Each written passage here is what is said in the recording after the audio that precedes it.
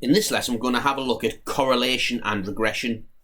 Starting with correlation, correlation basically measures how close to a straight line data lie. So to describe different levels of correlation, I'm going to show you a few diagrams now. So first of all, looking at perfect correlation, we'll see examples here of perfect positive and perfect negative correlation, where the data lie perfectly on a straight line. We've then got high or strong correlation, when the data lie close to a straight line but aren't quite on the line. So they're high or strong correlation. So we've got strong or high positive correlation here, strong or high negative correlation there. So the data is just deviating slightly from that line. And then we have low or weak correlation. And that's where the data looks to have a general positive or negative linear pattern, but they lie quite far away from the line. So that's low or weak correlation. And then finally, the case where there doesn't appear to be any linear correlation at all, and that's called zero or no correlation. So in this particular graph, there appears to be no linear pattern whatsoever. Therefore, we say zero or no correlation. So that's a quick introduction to correlation, and at A-level first year, all you have to really be able to do is just describe the correlation in these terms. Let's take it a step further now, and let's have a look at regression lines. And we'll introduce what regression lines are by means of a question. So let's just have a look at this. So it says, the following table shows scores of 10 students in a maths and English test. And then we've got the maths and English test. These data are plotted onto a scatter diagram. Comment on the general trend shown by the points on the scatter diagram. So, you know how to do this already from the previous example. Comment on those, you might want to pause it. So my strategy here would be to draw a straight line roughly through the middle of the points, trying to fit the general pattern, like that. Now a good line will also have equally as many points above the line as below the line. Let's count 1, 2, 3, 4, 5. 1, 2, 3, 4, 5. Yeah, that's all right. That's the best I can do in the circumstances. So now, we've got to decide whether those points lie close to a straight line or far away. Well, I would say apart from this one here, they all lie relatively close. So I would say that's moderately strong correlation. So these points suggest moderately strong correlation, and the correlation is positive, so moderately strong, positive. And I'm going to throw this word linear in here because it's straight lines we're talking about. There are other types of correlation, we're talking straight lines here. So these points suggest, so I'm not being too committal about my answer. I'm not saying they show or they prove, they just suggest moderately strong positive linear correlation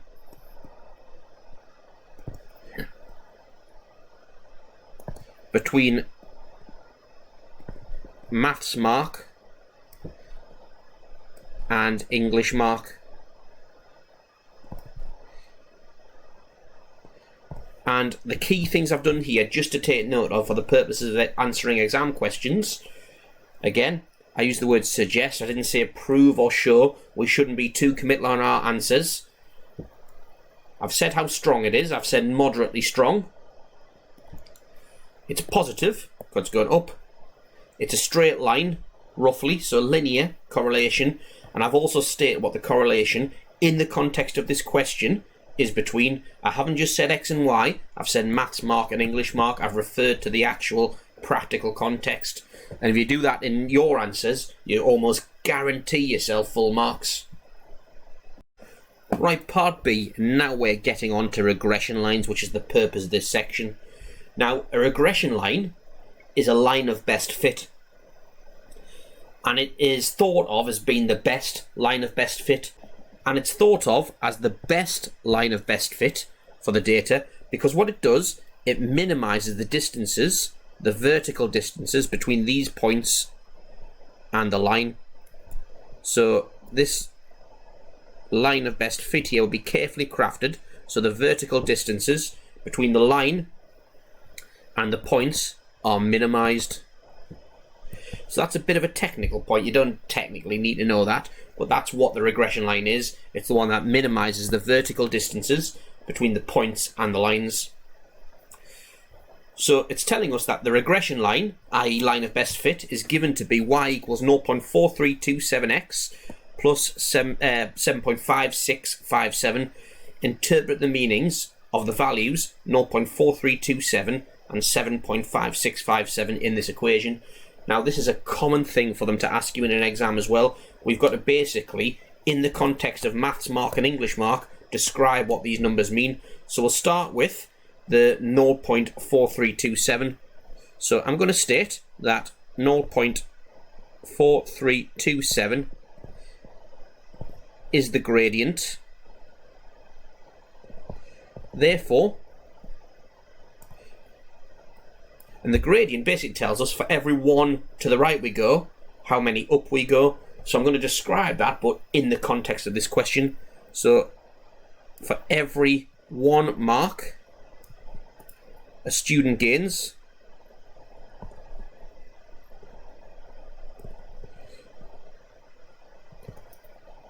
they would gain 0.4327 English marks.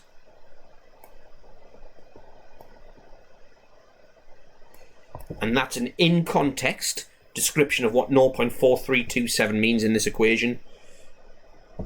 Let's have a look now at 7.5657. So 7.5657 is the y-intercept.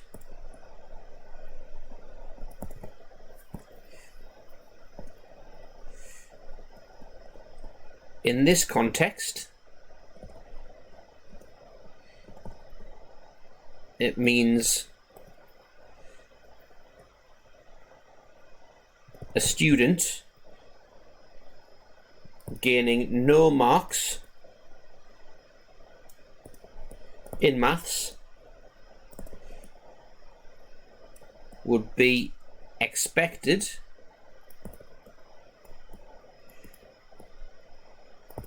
to gain 7.5657 marks in English. Now you might be expected to explain how sensible these predictions are. So usually the y-intercept, whilst that is an interpretation of what it means, it's unlikely to be accurate because quite often the data we have doesn't always go down to 0. In this case it does, so it's probably a more reliable prediction in this case. However, in reality, the y-intercept isn't necessarily that meaningful a quantity.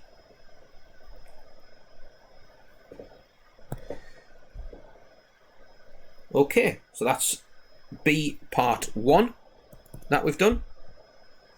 B part 2, use the regression line equation to predict the English score of a student that had 36 marks in maths. Comment on the reliability of this result. So, in this case, we're told x equals 36. That's the maths mark, which means that y equals 0.4327 lots of 36 plus 7.5657 equals, so let's put that in the calculator, 0.4327x plus 7.5657, which is equal to 23.1429. 23.1429, approximately equal to 23 marks. So we would expect them to get 23 marks. Now, is this a reliable estimate? Well, it is for 2 reasons, because 1, the correlation looks to be relatively strong. Also, the prediction we're making is well within the range of data that we have. So we have data around 36 marks. In fact, the data we have goes all the way from close to 0 up to about 45. So this would be a reliable prediction. So reliable prediction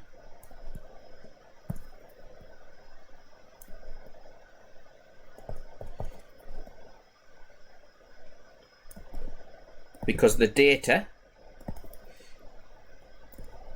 is moderately strongly positively correlated.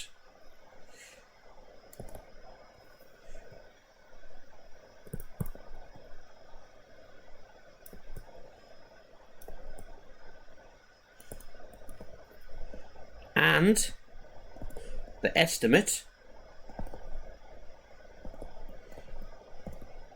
is within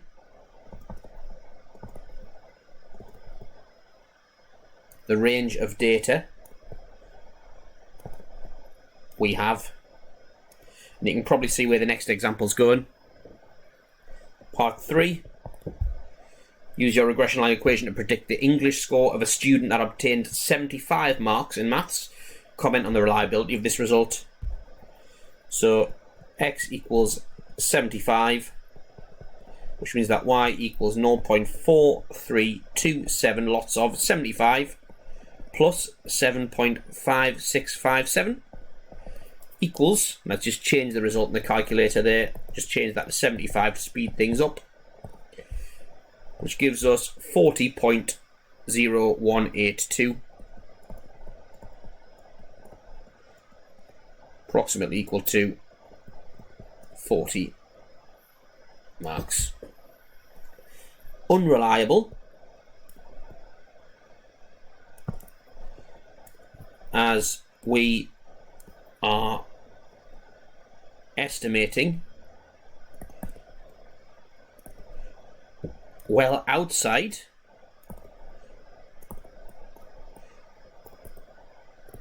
of the range of data we have.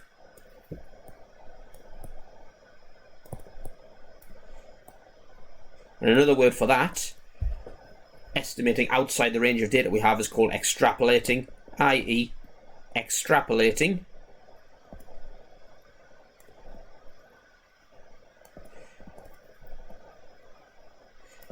which is unreliable. And it's unreliable because we don't know whether this linear trend is going to continue. We don't know whether it's going to do that forever or start to do that, start to level off a bit. We just don't know. And that's why it's unreliable. Can't be sure it's going to stay linear. Can't be sure it's going to level off. We don't know. Therefore, that's what makes it unreliable. Right, part C. Explain why the regression line equation should not be used to predict an English score given a math score. And this is just an answer to regurgitate in an exam. So,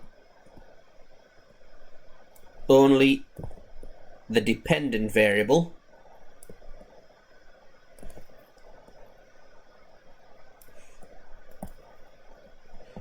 i.e. English here